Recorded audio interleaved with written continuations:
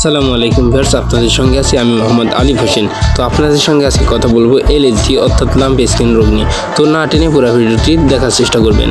খামারি ভাইদের জন্য বর্তমান সময়ে একটি আতঙ্কজনক রোগ লাম্পি, যা সকল ছোট বড় প্রান্তিক খামারি ভাইদের একটি দুশ্চিন্তার বড় কারণ। লাম্পি থেকে বাঁচার জন্য লাম্পি হওয়ার আগে তার প্রতিরোধ করতে হবে এবং আপনার পশুকে রোগ প্রতিরোধ ক্ষমতা বৃদ্ধি করতে হবে।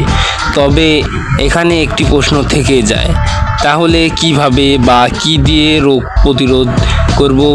তবে জানার আগে একটি কথা বলতে চাই, এখনও যারা খামার বাড়ি 1 মিলিয়ন এই চ্যানেলটি সাবস্ক্রাইব করেননি, চ্যানেলটি সাবস্ক্রাইব করে পাশে থাকা বেল আইকনটি অন করে রাখুন।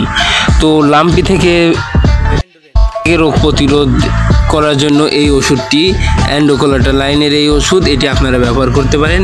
এটি ব্যবহারে আপনার গরুর রোগ প্রতিরোধ ক্ষমতা বৃদ্ধি পাবে এবং এটি খাওয়ানোর নিয়ম বা ব্যবহারের নিয়ম প্রতি মনে 1 গ্রাম পায়।